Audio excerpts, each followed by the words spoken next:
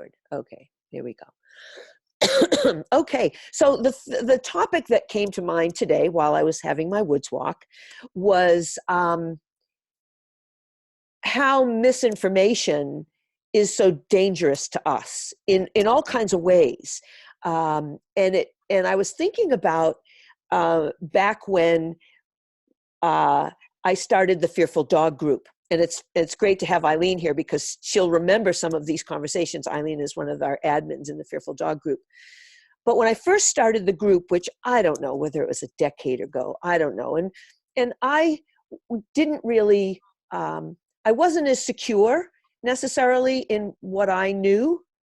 So there was always this like wiggle room that I wanted to give people, you know, when people said something, we were just sort of letting anybody come in and welcoming dog trainers. And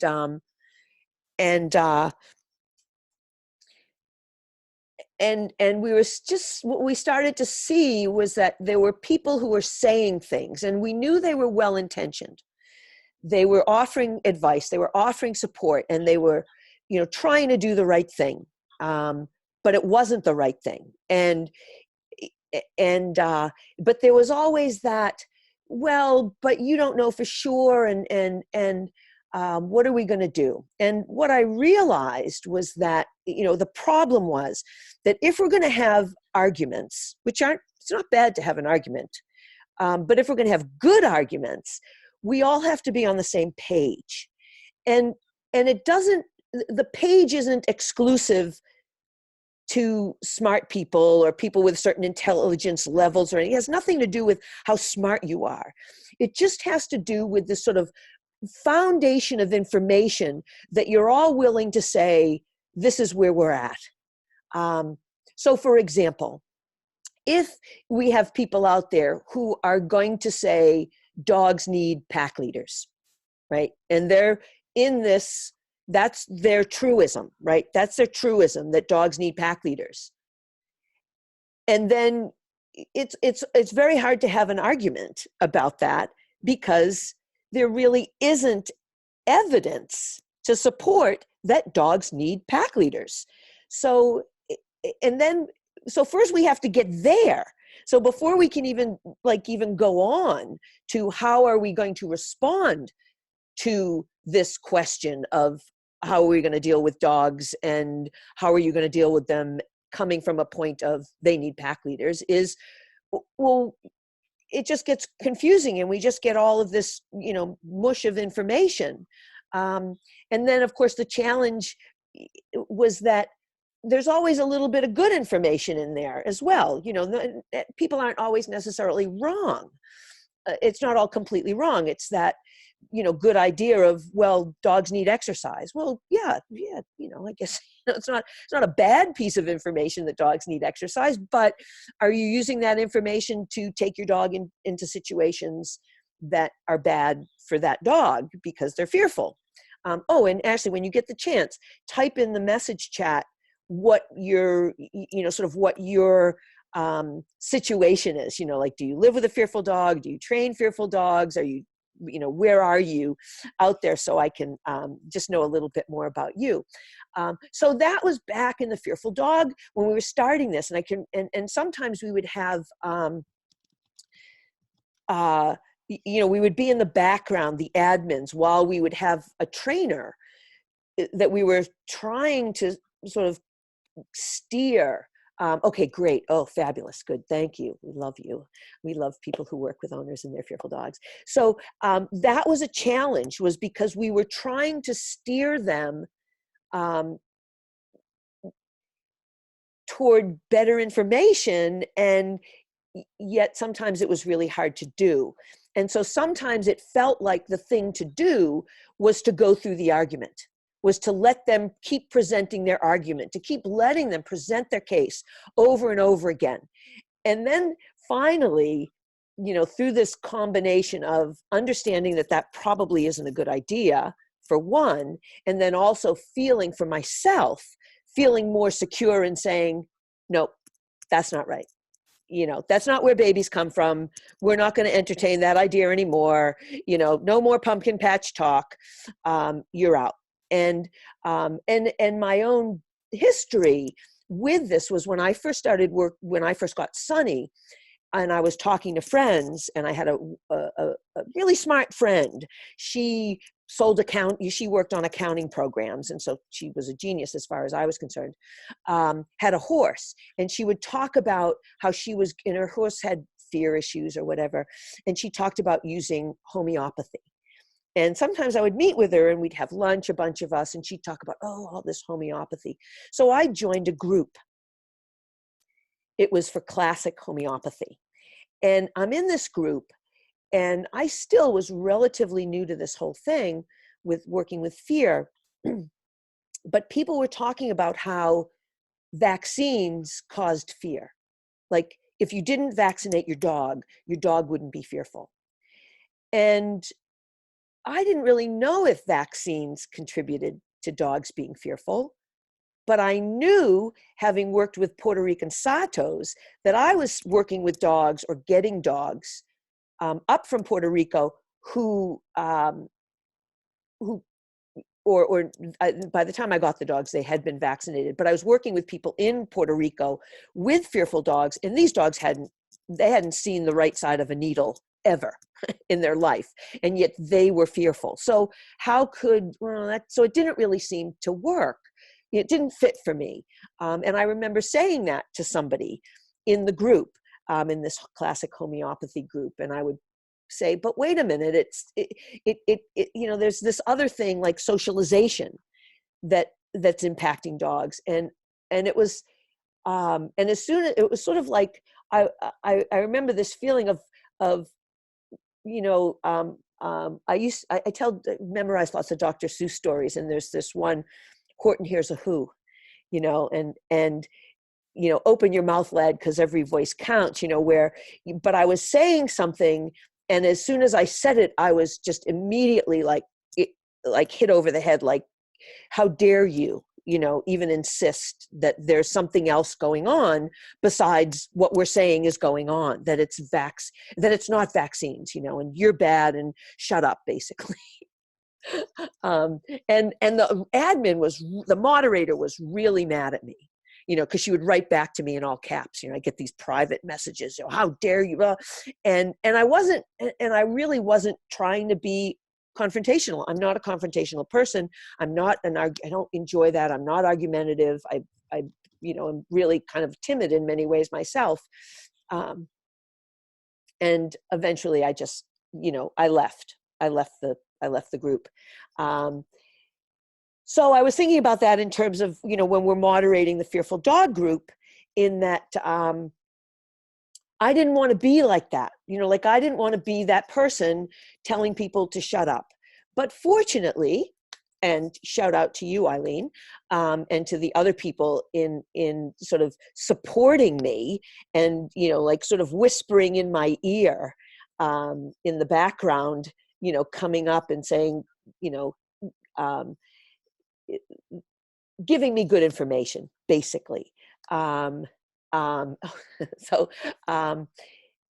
anyway, so that's, what I was thinking. And I was thinking about how it almost sort of, it fits with what we're seeing today, just for ourselves with this whole COVID virus thing, with what happens when we have information that we understand that sometimes just even seeing something, hearing something, dogs need pack leaders, for example, ends up impacting us in how we think, even when we learn that it isn't really true, and that information. And so and just to sort of maybe try to segue it into the work that we do, Ashley, is that's what we're dealing with, right? Like, we're dealing with owners, and whenever, if there are owners out there who end up watching this video, I'm not saying this in a derogatory way at all, because I am a dog owner. I when I first got Sunny, I understand every single thought process. Well, that's a bit of a hyperbole, but I understand most of the thought processes that pet owners go through when they get one of these dogs, you know, like why we do certain things. I did it all. You know, it was almost like textbook. You could follow me through, you know, where it was like, oh, you know, I can't keep him in a crate and isolate him because then how will he ever learn, right? So I made him. I mean, it breaks my heart today. I can almost sob when I think about what I did to him because somebody had put that out there. You know, somebody had said, you know, how else are they going to learn if you don't expose them to stuff, right? And I had nothing else to go on as far as information went. There was, not to say there wasn't good information out there. Probably I was trying to think through, and maybe Eileen, you remember, or maybe Ashley, you have resources that you know of. I think at the time it was probably Trish McConnell's The Shy Canine. Wasn't that it? The Shy Canine? I think that's what it's called. It's gone off my shelf. I've probably given it away many, many years ago. And so I haven't reread it. Oh no, The Cautious Canine. The Cautious Canine. That was it. The Cautious Canine. And that was probably, I mean, I read that even before I got Sunny, when I had a foster dog from the shelter. And so it's not that there wasn't good information, but I know it didn't sink in for me. Like I didn't understand it. Like I just didn't understand desensitization. You know, like I didn't get that. I didn't really understand counter conditioning. Even though I kind of got it, you know, like, okay, I had to have food by the door when strangers came to the house. Because at the time I was fostering this dog from the shelter, we were having work done. We were putting an addition on in our house. So these people were coming in every day, and I would watch this dog go like ballistic on them. And they're, you know, but I've got food and I'm trying to do it. And, you know, it didn't work. And it was a situation where somebody would say, oh, I tried counter conditioning and it didn't work. Well, it didn't work because I didn't know what I was doing. And so, and this was something, this kind of, you know, if I can weave it back into the Fearful Dog group, was I had a particular trainer and he sent me videos that he wanted me to share in the Fearful Dog group because he wanted to show what he could do with fearful dogs. And luckily at the time, and I can, you know, sort of credit, I don't know, I guess maybe Jean Donaldson's course, you know, where I was starting to get more information, more good information in my face, you know, like here, girlfriend, you know, no, yeah, cautious canine there. This, the wonderful thing I would say, the good thing about Jean is that she doesn't suffer fools. Whatever they say, God, he suffer fools kindly or gladly, whatever that is. And so, you know, you'd get called on stuff. And so I got exposed to that, you know, that sort of, that willingness to question what I was seeing people putting out there. And so fortunately, when this person sent me this video, a couple of videos actually, of one was,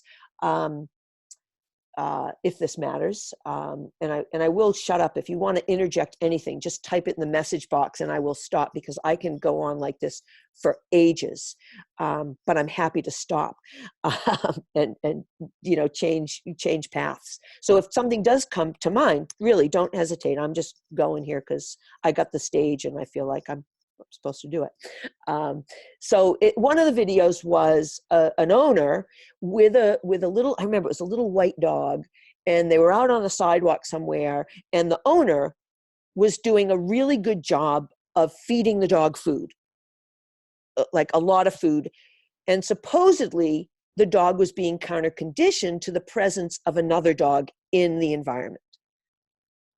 And given what I was seeing, it wasn't really clear that that was in fact what was happening.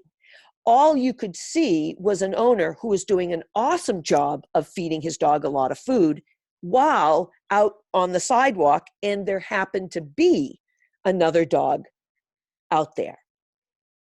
So maybe the dog, this is where we start getting into contingencies, where you start thinking about, does and this is even hard to talk about, does the learner, whether it's a dog or a person, really make the connection between the trigger and then the food?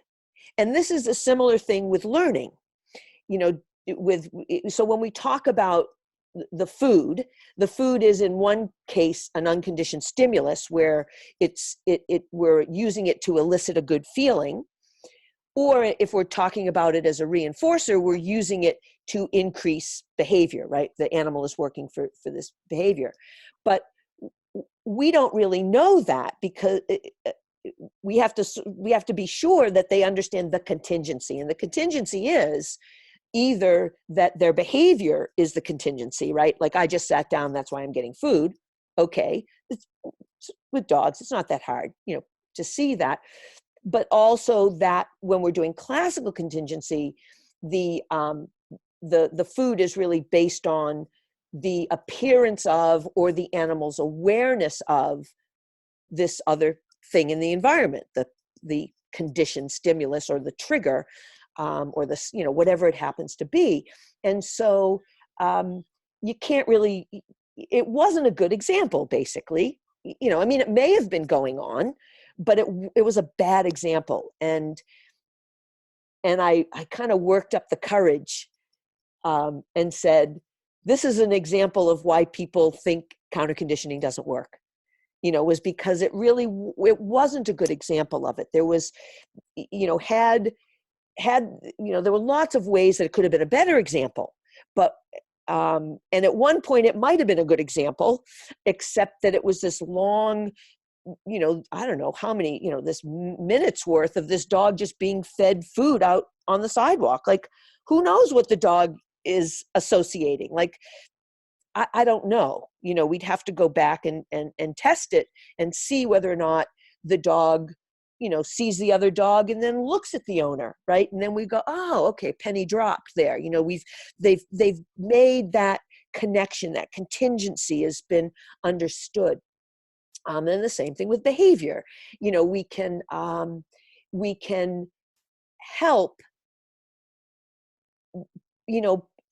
animals and people learn that it is their behavior that's making the food happen. And that's not always clear either, because there's so much going on. But sometimes what we do is, if we can pick out a very simple, like isolate a behavior and say, this is the behavior that's getting you food. And we repeat it and repeat it and repeat it and repeat it. And then we can help them make that association between their behavior and the food. And I'll give you an example of how this is kind of tricky, and how I discovered that it's not always what you think it is. And so we do this with eye contact, right? You get the dog to look at you, right? And the dog looks at you and, oh, good dog. And you give him food, and isn't that fabulous? And I was out one day with Sonny, and we were out in the woods and we were walking, and he looked at me. He, did this because I'm taller, right? So to look at me, he has to do this. And so I'm out there and he does this, and I don't know whether I thought I was going to make duration or something, or I was just slow in getting the food. But he looked at me, and then I didn't give him food. And so he did this again. And then he started just doing this, which was really cute. He looked like a little pony, sort of throwing his head up. And I thought, no, that's not what you were getting paid for. He, in his head, it was, lift your head, lady gives you food. Lift your head, lady gives you food. Lift your head, lady gives you food. And in my head, it was, we're looking at each other, right? Because he's looking at me the whole time he's lifting his head. So that was an example for me. I mean, it was one of those, we have these all the time, these aha moments of, oh, like, of course. So it's humbling. And it's also, for me, it's also, it reminds me to be more patient, with the, with the student, whatever species they are, in that they may be thinking they've been doing the right thing all along. As far as they're concerned, they're doing the right thing. But we're both sort of like on these parallel paths. And then at some point, there's this breakdown, and we get all, kind of flustered and upset with them. Right, that head nod, right, right. You had that same thing, Eileen. Yeah, and it was cute. It was really it was a cute thing. And it was like, okay, who cares? Eye contact in some ways, and this is how I veer off on tangents, so always drag me back if you need. But that's why, this is the thing about eye contact. It's a fairly arbitrary behavior on many levels.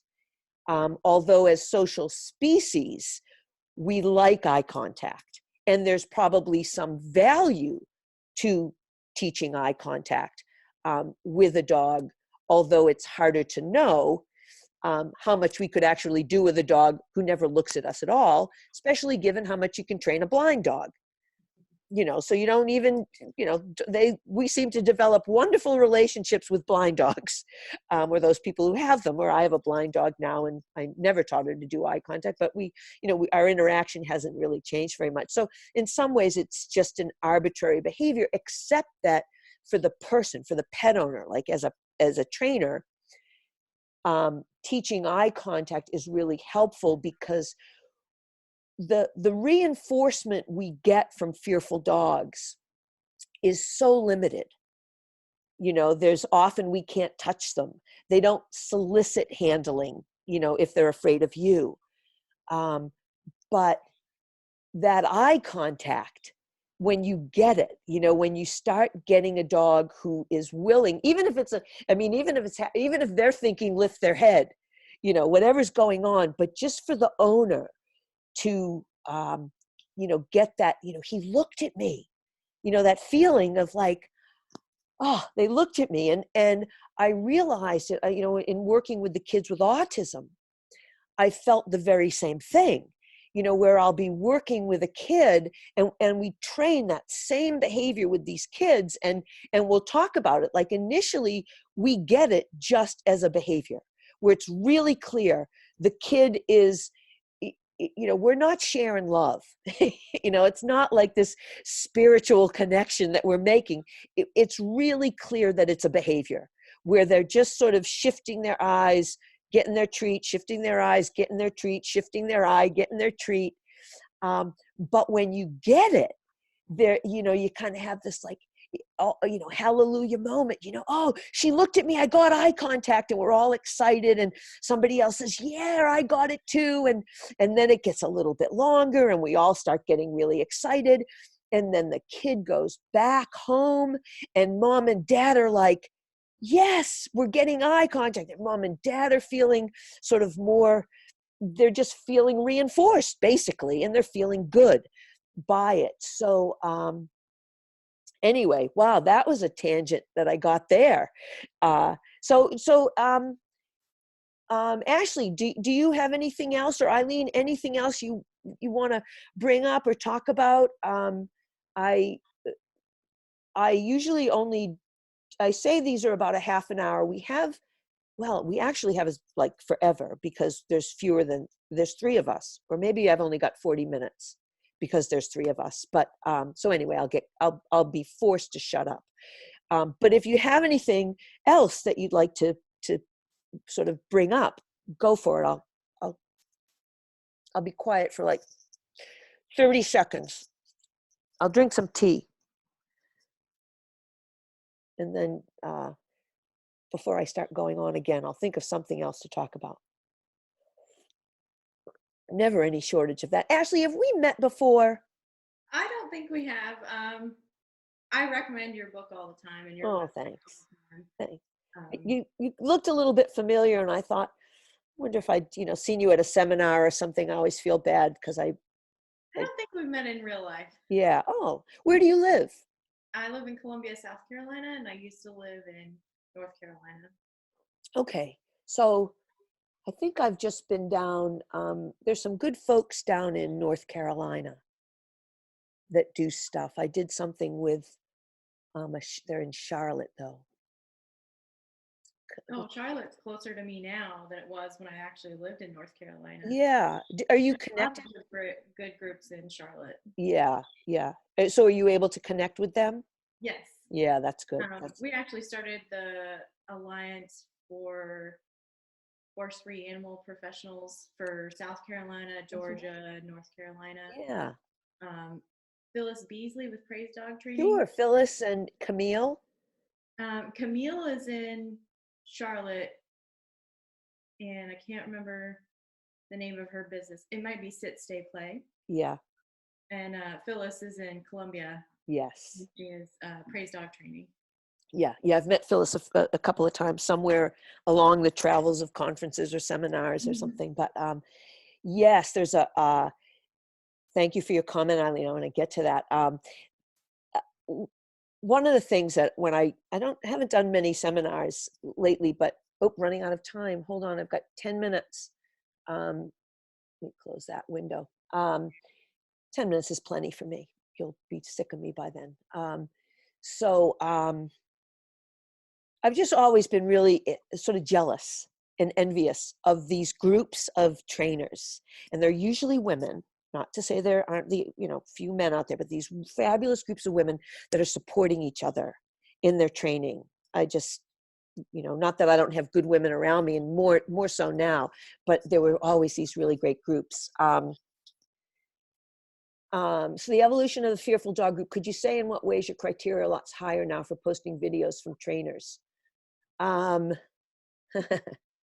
Slightly wicked question. Oh, it's a combination. There's this combination. What we see out there is that there are some fabulous trainers that I wish I could train as well as they do. Like, they're just good trainers. They're young and they're enthusiastic and they do it a lot and they've got good like mechanical skills, but then they start talking and they start explaining why they're doing things or what they're doing, and um, and and they're wrong.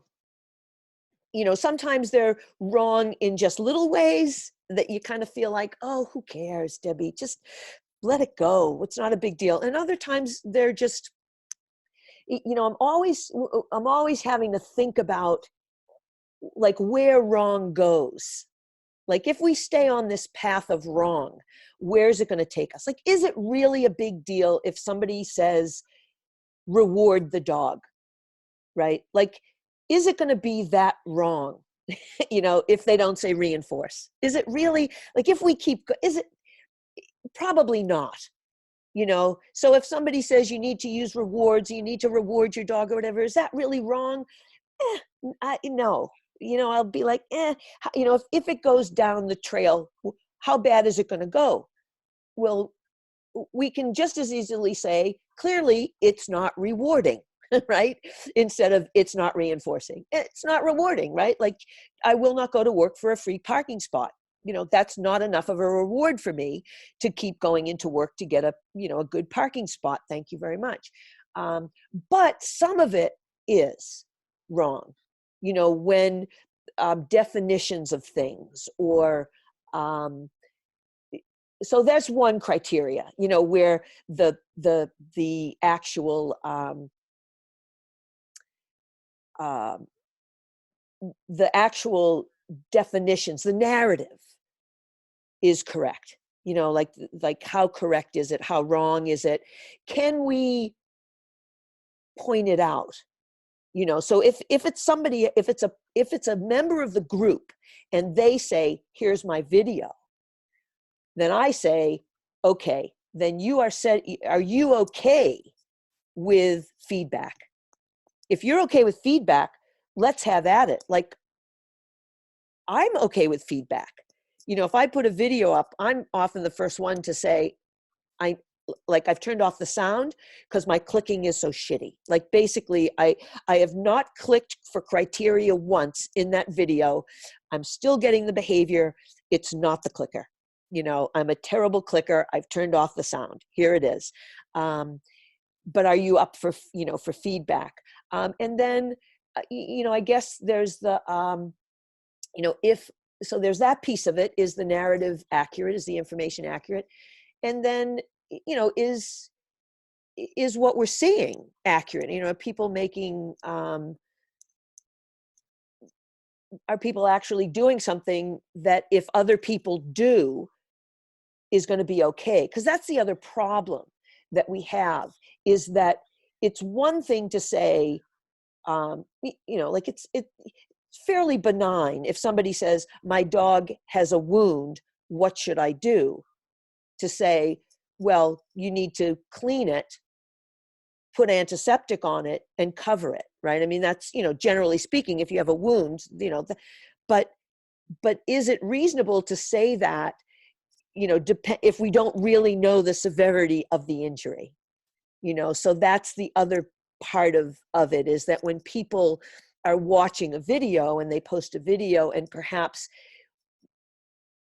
people aren't clear that the dog they're looking at is not the same as the dog they're working with, you know, so it looks like magic. Wow, you know, this is what somebody did and it worked for their dog, and the information itself isn't necessarily wrong, but we also have to remember that it's not necessarily um, uh, good enough, I guess, you know, for what somebody is actually living with, you know. So that's why the challenge with, and I've had to go through this. I mean, my inclination is always to go, oh, just do this. You know, somebody tells me something, and they're dogs, right? I mean, there's not that much that can be going on, right? You know, I go near my dog when they have a bone and he growls at me. Yeah, it's a dog, it's a bone, right? You know, it's not that difficult to give feedback that's probably right. You know, we can you know, but on the other hand, if we're really going to talk about how sophisticated dogs are and how wonderful and unique they are, then we also should give that consideration to whatever dog it is that people are working with. Did I get there, Eileen? You're an admin too. I mean, what are some of the things that you've noticed and you've sort of, you know, because sometimes you're in the back, and I know this, Eileen, and I always want to say thank you to you or the other admin who, when I see a video and I go in to try to delete it, you know, I'm like, oh shit, we got to get this one off. You know, how did this one get on there? And then I go to delete it. Somebody's already deleted it. So how about you, Eileen? You can turn your mic on. Yeah, the criticism thing, I think, is the key of it. And it also tells you, I'm just kind of spitballing here, but you know, it tells you how willing that trainer is to be evidence-based. Mm. If they are willing to be questioned. Yeah. It's yeah, and it's the best.